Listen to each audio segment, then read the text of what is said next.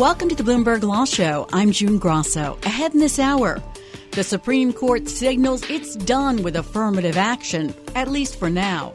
In vitro fertilization is in jeopardy after an unprecedented Alabama Supreme Court ruling that embryos are children. And a cash crunch for Trump with those huge legal bills and massive fines. What I'm really concerned about, though, is could we legally retrieve our embryos? There's mostly concern.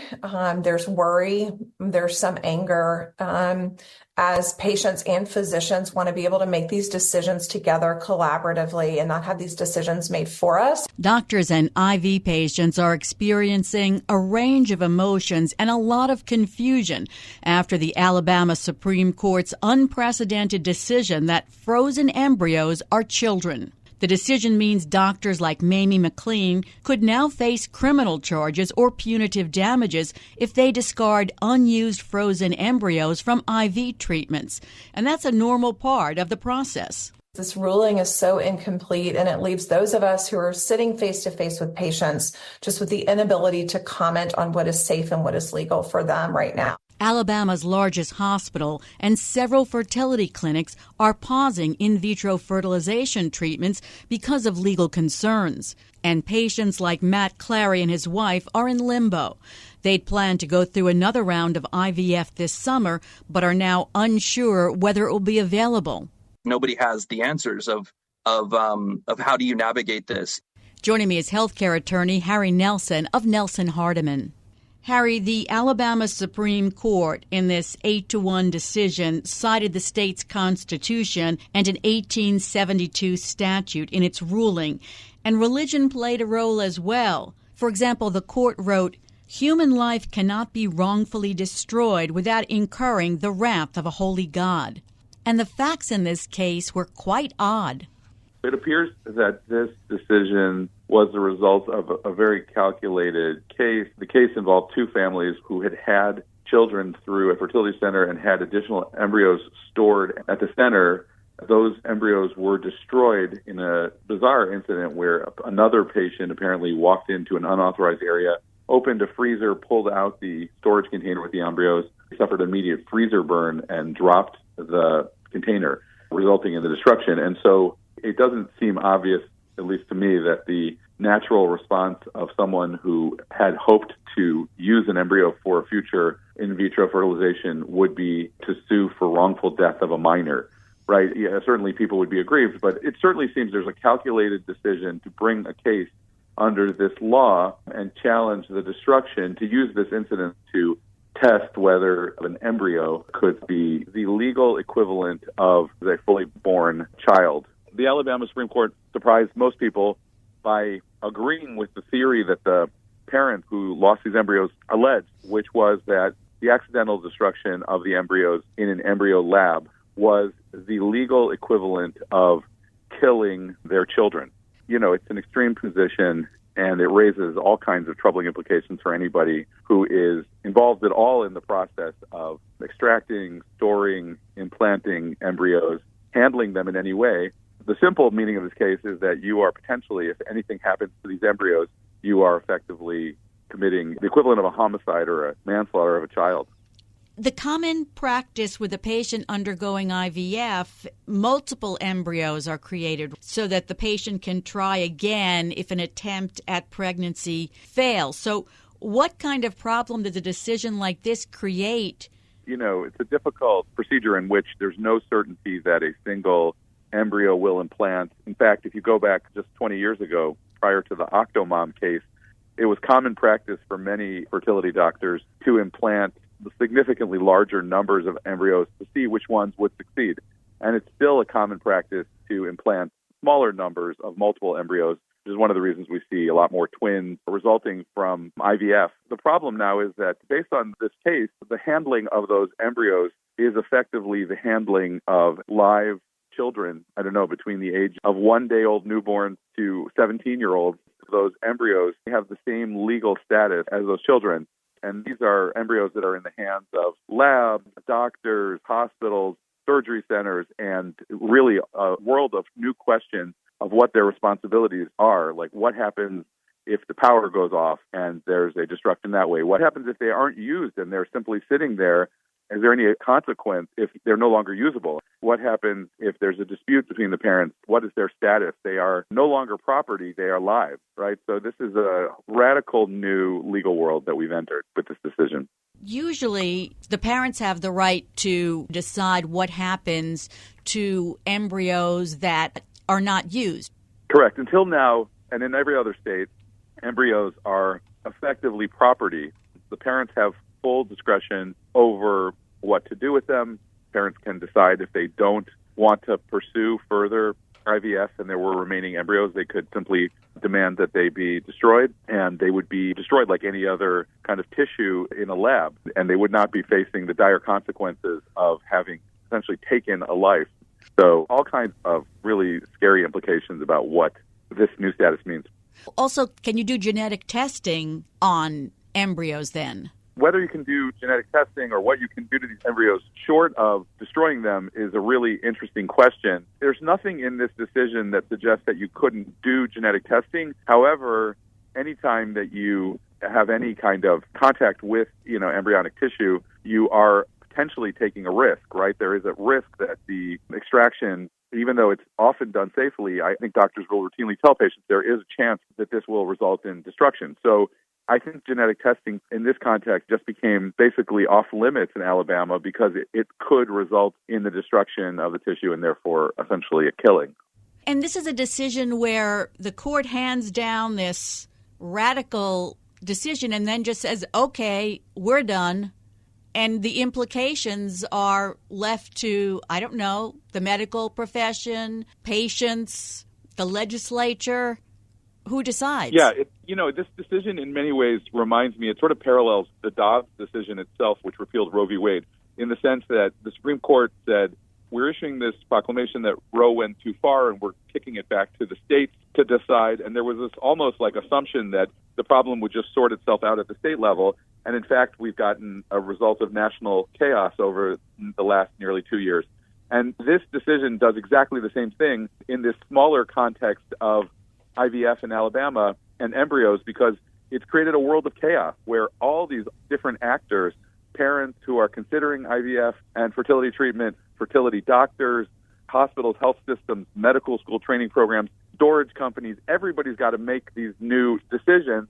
And there will certainly be new regulations, but there's a lot of personal decisions to sort of avoid this whole uncertain, chaotic environment in favor of going to states where this is totally uncontroversial territory. Harry, some doctors are saying that patients, because of this, could have to endure longer and more costly treatments to try to achieve a pregnancy if they're only allowed to create one embryo per cycle. And one cycle of IVF now costs about $15,000 to $25,000. Tell us a little about the process. The process, if you speak to any woman who's had it or couples that have gone through it, it's quite an intensive process to prepare for it, for the extraction of the eggs, and then essentially the fertilization of the sperm and egg happens in the lab. And then once there's confirmed fertilization and just a little bit of growth of the embryo, it is then implanted. And, there's a question of whether the woman's uterus will accept the tissue and whether it will attach appropriately. And then there continue to be questions and a risk of unsuccessful implantation or miscarriage is a very significant risk. This is an amazing miracle of reproductive health technology that's advanced fertility in recent decades that's made this a possibility. But I personally know multiple couples that have had to go through round after round of this procedure, and that was with implanting multiple embryos just to get to successful pregnancy. And so basically, this has eliminated the possibility of more than one embryo being implanted, and it means that the odds of each IVF attempt are now reduced if you do it in Alabama, where you certainly can't do more than one embryo, and it's become higher risk. I suppose most fertility doctors would probably do two and allow for the possibility of twins if that's acceptable to the mother, but you're really still narrowing the chances of a successful implantation and a successful pregnancy delivered to term. So it's very likely that women will have to do this more, and that also is compounded by the fact that in addition to being difficult and emotionally stressful, it's extremely expensive, and very few people have the resources to repeat this process over and over again without significant financial backing. As we said, the ruling is only valid in Alabama, but at least 11 states have broadly defined personhood as beginning at fertilization in their state laws. So can we expect the anti-abortion movement to start pushing decisions like this in other states? Yeah, absolutely. The logic of the decision here is something that the Right to Life movement is supportive of, which is sort of treating embryos with more sanctity in all of these states and eliminating practices that have bothered them for a long time, right? Like I said, already in the last 15 years, certain practices in fertility have already gone away under pressure, including the practice of implanting multiple embryos and then doing a reduction to remove embryos to get to the right number. It would not be surprising to see the law in all of these states, and it is a logical implication of saying that life begins at conception. So I think this position is going to be supported by the pro-life community, and I think the rest of us are going to have to figure out how to deal with it. Would you say this is a new chapter in the continuing fight over women's reproductive rights? Yeah, I do think this is, in a sense, a new chapter. I don't think people should be surprised. We've seen the implications already post the repeal of Roe v. Wade with regard to not just abortion, but with regard to miscarriage, treatment, and seeing it extended into fertility. This is something that was absolutely predicted right after the repeal. People should not be surprised to see contraception be the next battlefield. And these questions all are really going to push at what most of us have accepted as the traditional, right around reproductive health access that women had and that all of us had. And none of it should surprise anybody who was thinking through the implications when this repeal happened. And we're certain to see more of these ripple effects from the Supreme Court's decision to overturn Roe. Thanks so much, Harry. That's Harry Nelson of Nelson Hardiman. Coming up next on the Bloomberg Law Show, the Supreme Court signals it's done with affirmative action, at least for now. Remember, you can always get the latest legal news by listening to our Bloomberg Law podcast wherever you get your favorite podcasts. I'm June Grasso, and you're listening to Bloomberg. I'm very rich. I built an unbelievable company. All my life, I made money. I've always been good making money. I have made billions of dollars in business making deals.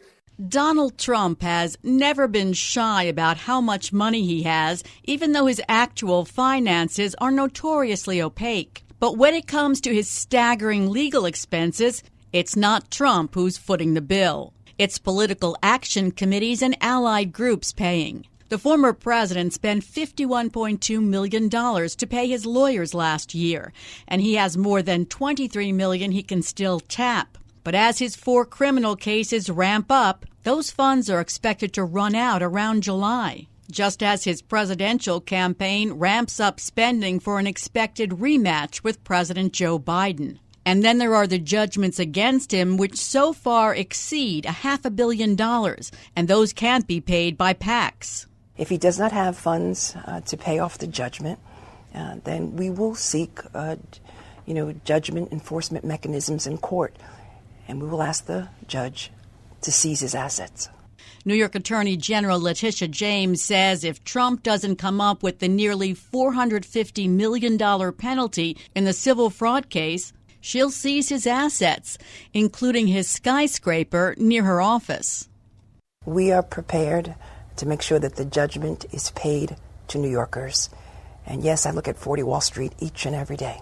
Joining me is Bill Allison, Bloomberg's campaign finance reporter. Trump has a reputation for not paying his lawyers. Do all these legal fees mean he's paying his lawyers now? We're definitely seeing payments from his political committees, which have to report, the money that they spend to the Federal Election Commission. So yes, he is paying his legal bills this time around. And some of these fees go to help, aides and others who are kind of caught up in some of these cases that involve the president. So how much did he spend on legal expenses last year, and what does that leave?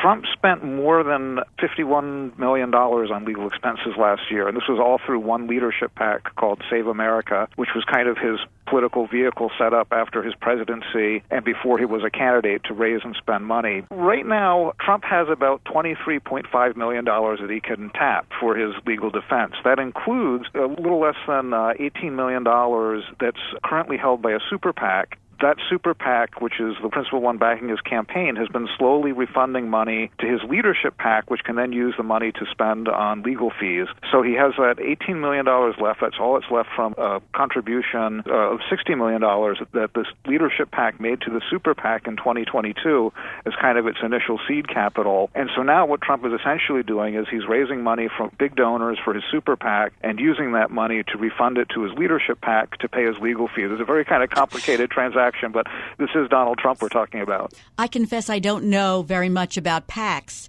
Why all this transferring of money? It sounds a little shady. So the reason he transferred this money to the super PAC in 2022 is that a leadership PAC could only spend $5,000 on Trump's own campaign, and he had tens of millions of dollars left in Save America at the end of 2022. So he couldn't give that money to his campaign. He couldn't spend it on his campaign. What he could do was donate it to an allied super PAC. Now, there are campaign finance lawyers who believe that this is very problematic and probably violates the law.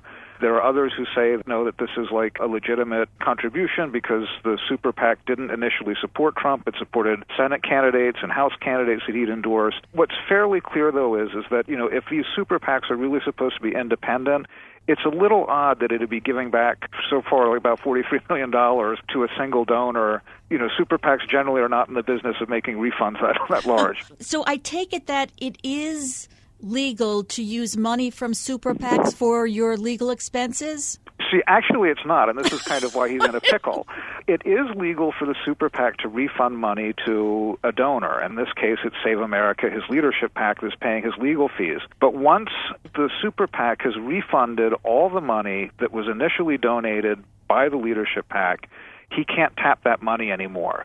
So that's why we're coming up with the figure that, roughly he has about $23.5 million left. Part of that is what is in his leadership PAC, and part of it is what he's yet to refund from the super PAC to the leadership PAC. Very confusing.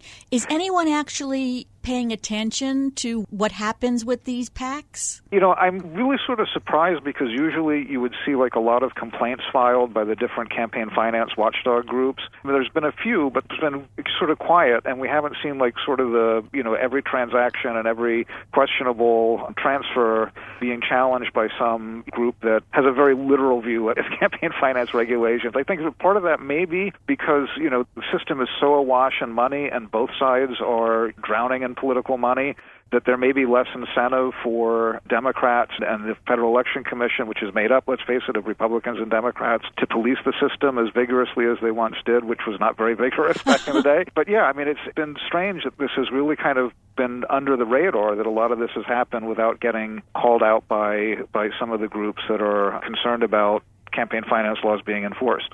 Now, is there any estimate of how much he might have to spend in legal fees over the next year?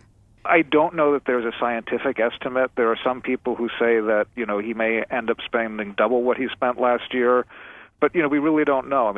Cases can be dismissed. Cases can be thrown out of court. And conversely, cases can drag on. You can have appeals. You can have lengthy pretrial proceedings before you even get to a trial date. So it's going to be a lot of money. That's the one thing that everybody agrees on. Yeah, I think those legal fees are going to skyrocket. In January alone, a Trump-aligned PAC spent $2.9 million on legal fees, and he has the hush money payments trial coming up next month, possibly the D.C. election interference trial after that, and then the fact that he appeals almost every decision, and some go all the way to the Supreme Court. Exactly, and those delays actually cost a lot of money because what you're paying is lawyers to, research court cases and come up with reasons to delay or throw out or otherwise hinder these cases against him.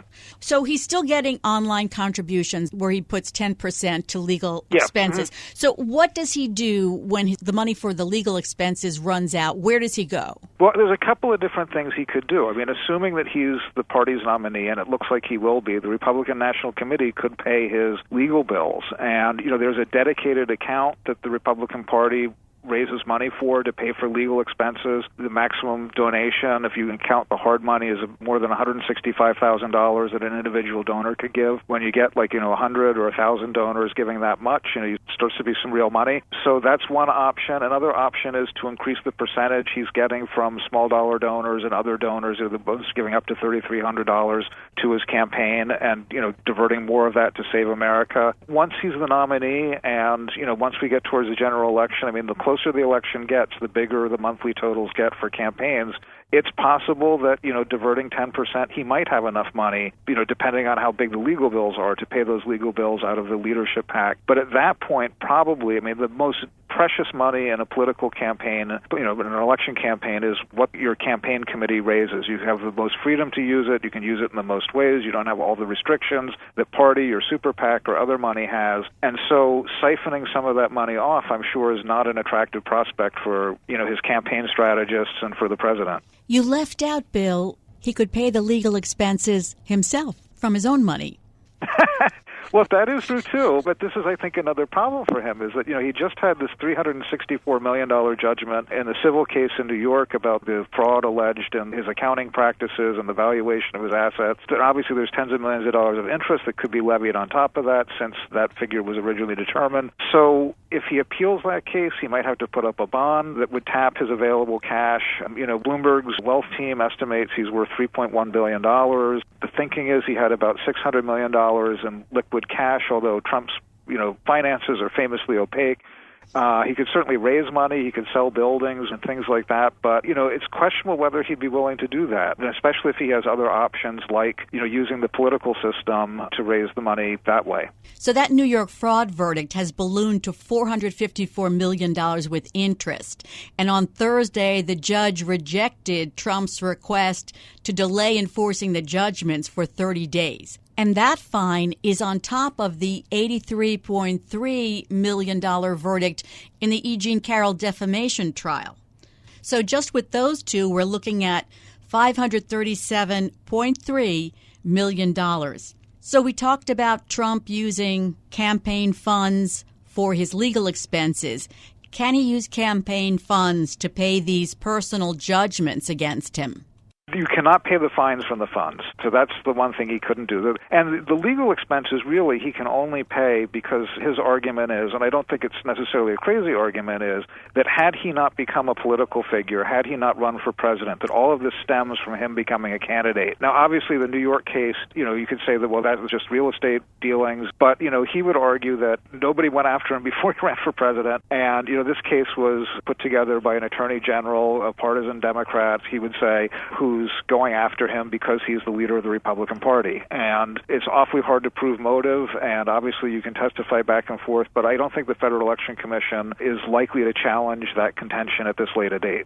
But the fines, a definite no. The fines are a definite no, yeah. But the legal expenses, it's the equivalent of a jail sentence, and in a sense, the judgment. And you can't get out of the jail sentence by saying, oh, well, I was paying for it with money raised for the election. So the fine is that's his personal actions that led to the fine, or his company's actions. And, you can't blame that on the political system. Now, his campaign and groups spent more than they raised last year? Right, and that was because, you may remember that after the 2020 election, he went on a fundraising tear, and I think he raised $200 million following the election, which is just, an insane amount of money. And right up till January 6th was raising money. He took a hiatus for a little while after January 6th, but then was back by the end of February raising money again. And he built up this huge stockpile of money in 2021 and 2022. This is where the $60 million going to the super PAC came from, and anyway, so he had money in the bank for both his campaign, although it wasn't a lot, it was about $3 million at the beginning of 2023, but he also had all of this money in the super PAC account, and the leadership PAC still had a lot of money left, too. Well, the clock has started ticking for Trump. He says he's going to appeal both the New York civil fraud verdict as well as the E. Jean Carroll verdict, and he only has 30 days from the date the judgments are finalized to appeal. So that's the amount of time he has to come up with the cash plus interest or get a bond. Now, in the first $5 million E. Jean Carroll verdict against him last year for sexual abuse and defamation, he deposited $5.5 million into a court fund. so Bill will know in less than 30 days what he decides to do. Thanks so much for being on the show. That's Bill Allison, Bloomberg campaign finance reporter. I've heard the word diversity quite a few times, and I don't have a clue what it means. It seems to mean everything for everyone.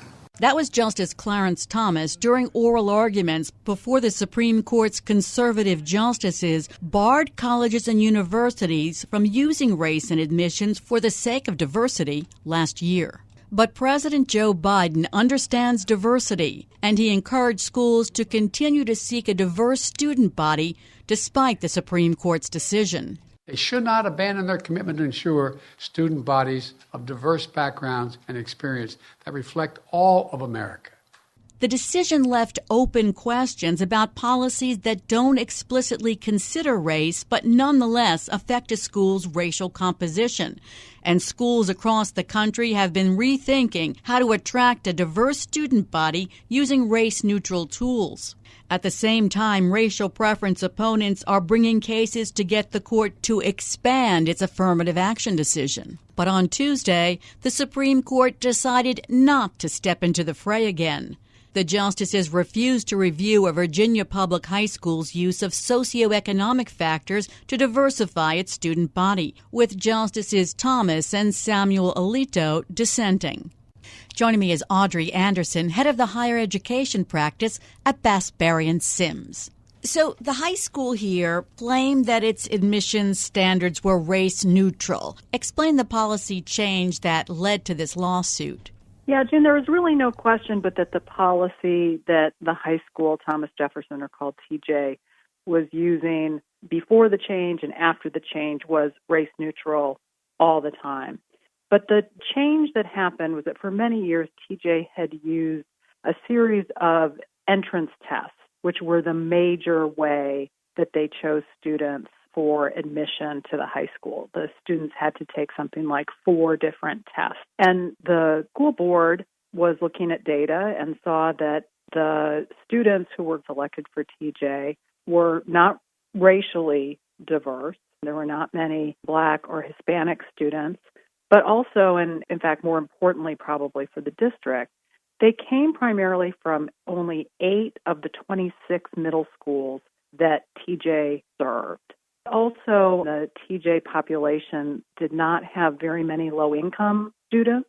So the district was something like 23% students who qualified for free and reduced price meals, and at TJ it was something like 1%. So the board wanted to see what they could do in order to make the population at TJ more diverse in a lot of different ways, geographically, racially, socioeconomically, and also students who speak English as a second language. So the policy they put in place got rid of the entrance exams. There was still one problem-solving exercise students had to do.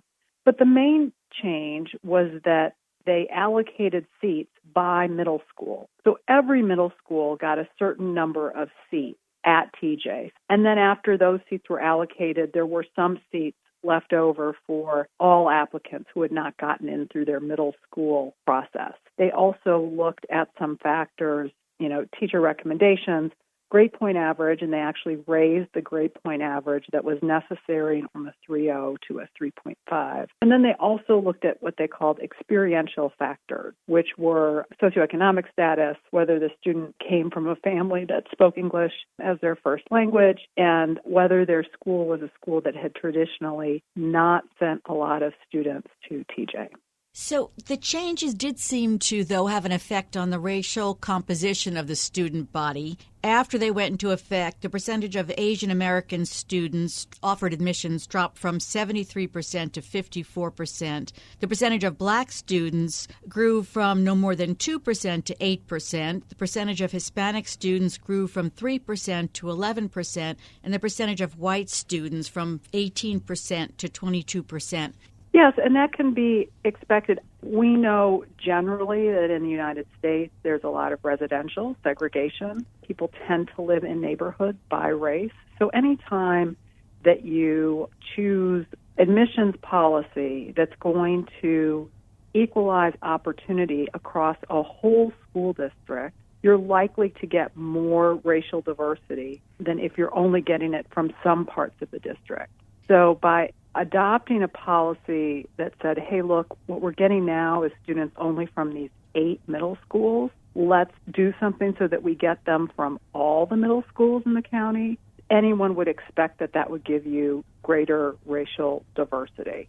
The appeals court, narrowly divided, decided that the parents suing over the changes to the school's admission requirements hadn't established that the board adopted its race-neutral policy with any discriminatory intent. Is that the right standard?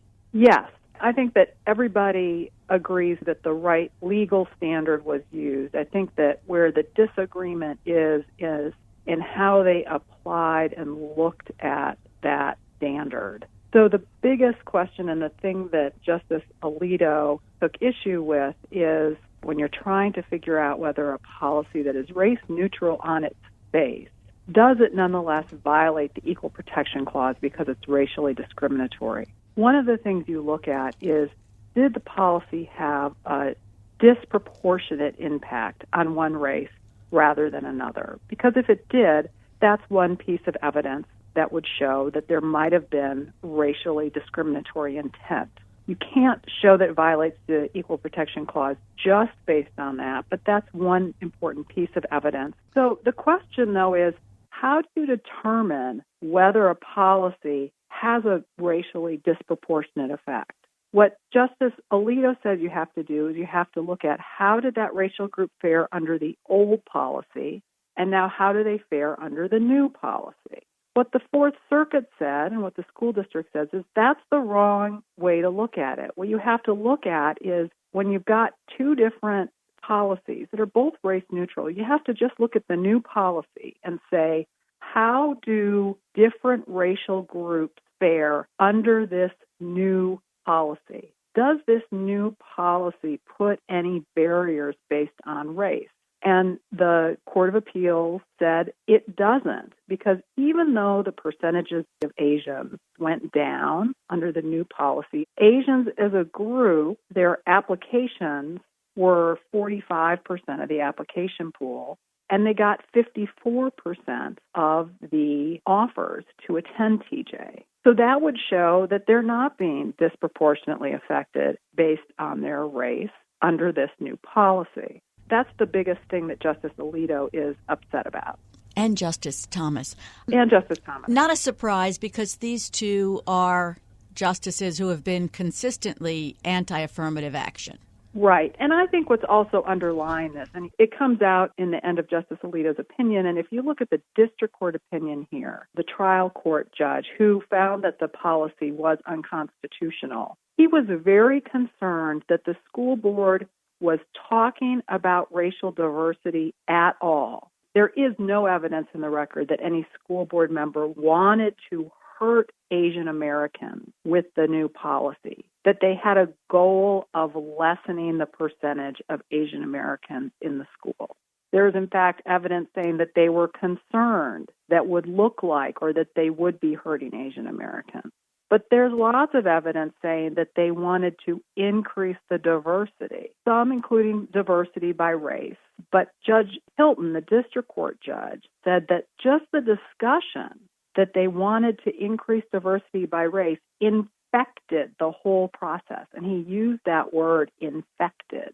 And Justice Alito uses the same kind of language, that it infects things. So the question that some of us were really concerned about with this case is, can a governmental body even consider racial diversity, what the outcome will be of a racially neutral policy on the demographics of something? Is it okay if a school board is saying, if we adopt this policy, which is racially neutral, it's going to affect the demographics of our schools in this way? Can they do that? Now, at TJ, as it turns out, actually, for the policy that they adopted, they ran no racial statistics. They did not run a simulation of, if we adopt this policy, the policy they adopted, what will the racial demographics of TJ look like? Their folks told them they could not run that simulation. So the choice that was actually made by the school board was made without looking at what the racial demographics would be. Choices they voted down, there were racial simulations run for. But the choice they voted for and approved, no racial simulation was done, which is also part of the evidence here that I think might have made some on the Supreme Court say, even if we were interested in this is not really the right case for us to take. What does it tell you that the Supreme Court turned this case away, and at the beginning of the month, the court decided to allow West Point to continue using race as an admissions factor? I think that the decisions made by the court are actually quite different. What they turned away at West Point was emergency relief on a completely undeveloped record. I think that the court will still be very interested in the West Point case after it makes its way through the whole system. This case, they've turned it away, and now they will have no chance to review it. It is done. It is on the books. I think that their turning it away says that they're just not interested in taking it up so quickly after students for fair admissions, and they do want to allow this area of the law to, what we say, percolate a little bit. We know that Alito and Thomas are interested in this question. If there are others who are interested in it on the court, this case, I think, does not have a great record for it because the policy actually adopted by the school district, they did not run any racial simulations for, and because it is not only race neutral, it's completely race blind. So anti-affirmative action groups are testing these restrictions. Are they making progress in any particular area, or is it too soon?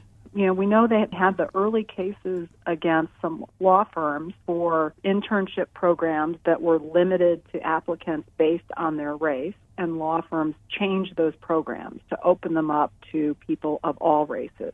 Those are some victories. And I think that by just bringing those kinds of lawsuits, it has made institutions in all kinds of fields take a look at their programs to say, are our programs really open to everyone, regardless of their race? We need to make sure that regardless of what the goals are of our programs, everybody has to be able to have a place in them. And so I think that even if they haven't had a lot of legal victories yet, they have already made a lot of change.